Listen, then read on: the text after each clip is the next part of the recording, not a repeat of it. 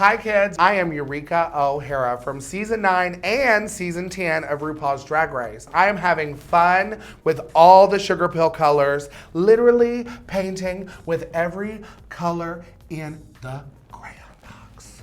All right kids, we're about to get started, and you know me, I'm about to be so pretty, hot, and tasty, but how did I get here though? Stay tuned and find out. So I was raised in East Tennessee, which is like a super small town. Johnson City. I don't know, it was just strange, like growing up different and like feeling like I didn't have a lot of friends. So I actually was like really quiet for a long time. I love this kitten parade color, so I'm gonna blend my highlight a little bit with it. I love it actually, a lot.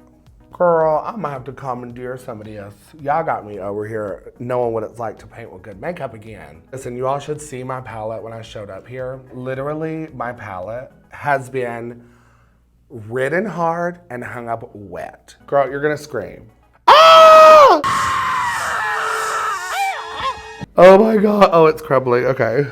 She's coming on me, girl. I'm getting white stuff all over me. Sugarpill. I'm coming in under my cheek and blending this Castle on the Heel with the Text Me Brown. For me, self-discovery has been a journey. I've been through a gender discovery, a sexual identity crisis. Taco who? Taco, your eye looks good, bitch, okay? Literally the best white in the world. If you're not ordering taco, you're eating cheeseburgers. Yeah, so self-discovery for me has been a journey. Yeah, it really has. I lived as a trans woman for 5 years, so gender identity has been a struggle for me throughout my life. Also sexual identity. I've never physically been with a woman, but it was like, there's moments like where you try to figure out who you are as a sexualized creature, as well as like physical identity, I think. It's like, bitch, I'm a big ass dancer. Like I exercise more than most of the skinny hoes I know and still can't lose weight. But I also have a poor diet. But bitch, I love good food. I can't help it. Like I said, when I was younger, I was a lot more quiet because I hid who I was. And I wanted to talk to people, like I wanted to make friends. I had so much to say in my head, but I was afraid to say it out loud. Well, really, as I got older and realized that it doesn't matter what people think of you, and you're really doing yourself an injustice if you don't like just be your most self, like be yourself, literally, be yourself to free yourself.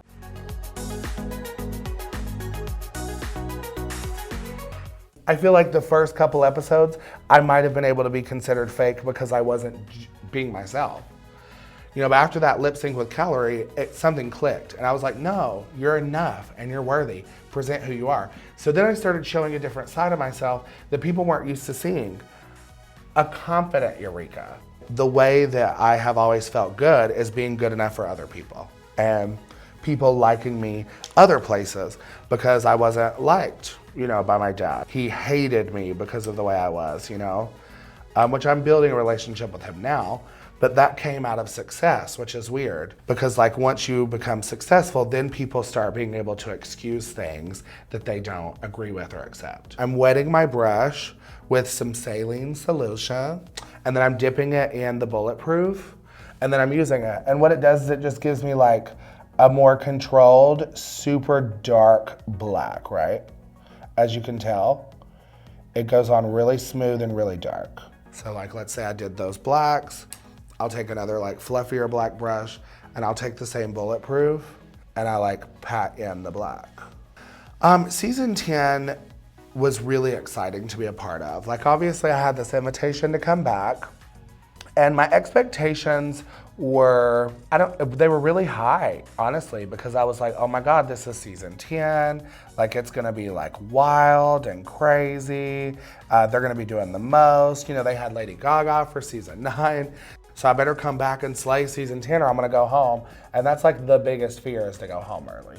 I'm telling you, a little wet brush, honey, and this bulletproof will get your life together. I went into season 10 thinking I knew what they wanted and ended up being wrong. Literally my first thought in the day is, you are worthy. You do not have to be loved by everyone. It is okay, and it does not make you a horrible person. What you're doing is you're disrespecting those people that love you for you by focusing on the people that don't. Because what you really need to be doing is focusing on those people that do love you for who you are, because they're putting their time, energy, and love into you, you know? I cannot believe this. A year ago, I left this fan here, and you all kept it. Everyone out there in the world that think I don't have fans, you're wrong. Because I have a fan at Sugarpill. Obviously at DragCon, there was a moment where Eureka O'Hara posted online a situation that happened at my DragCon booth. And I appreciate her apology. I don't necessarily think it was necessary because I think that the entire situation was a misunderstanding to begin with. What happened was apparently she walked up to the register of my booth and was trying to get a photo with me. Well, the person that was working the booth asked her to get in the VIP line. And I think she got very offended because they might have had a pointed tone with her. So I wish that there would have been more understanding from her as a sister to say, hey, let me find out from her what happened, and let her know that one of her staff members were rude to me, because I would have immediately taken care of it. But I do want to make sure that everyone's aware I didn't know it happened.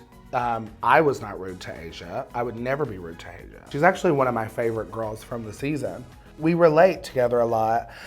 The best thing to come from this experience for me is my mom getting to sit there at the finale, and be there and get treated like a star. My friend did her makeup and put, vintage Chanel earrings on her and a Chanel scarf, and she felt like the star. I think literally the best thing Drag Race gave me is a reason to keep doing drag. And it just reminded me that God gave me a reason, and there's a purpose for me to do this. And maybe there's a part of that makes me emotional and want to do so well. Now I've gotten to a good smoky blend with my Bulletproof and my Poison Plum. And of course I've got my Taco blend. I want to add a little bit of accenting to my face.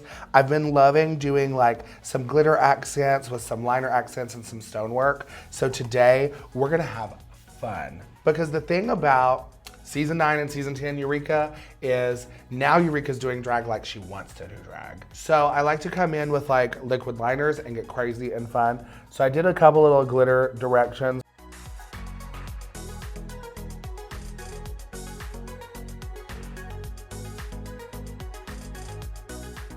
So I'm gonna show you how to use Duchess as the base color, and we're gonna use Trifle as the highlight color for my lips. You think I'm pretty? So I'm gonna come in with the Trifle because it's a little lighter colored. And do a little bit of a blend so it has a highlight in the lip. And it makes that bottom lip just look a little powdier. So I'm gonna put these giant paper lashes on today because I'm the most. Now for me, the paper lashes are a little hard to put on by themselves. So what I'm gonna do is I use a base layer of a 301 lash. I like to glue mine close to my waterline in the front and actually take it up a little bit on the outside so I don't get slouchy lash, especially when I'm doing big lashes. I like to use an older lash when I'm doing these paper lashes because I feel like an older lash has built up some crud and some grossness to be a little more stiff.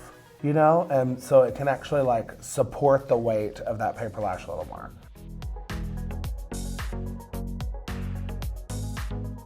And I'm gonna literally set it right on top of that other lash. To really get into this, you can use a hair dryer even. But baby, you can't tell me nothing with that eyelash, honey. I really like doing a no eyebrow with a lash like this. Girl, what you need an eyebrow for? So then of course I have these extra dramatic bottom lashes to go along with. And you just place them on that line, honey. And then obviously come in with some mascara, girl. Oh, she's a woman. I mean, she's a terrifying woman, but she's a woman, honey. So obviously I have the mug done. This is just the lettuce in the salad. The rest are what ingredients we're gonna mix in and potentially the dressing. So let's get the body and the outfit and the hair right so that we can make sure we slay tonight.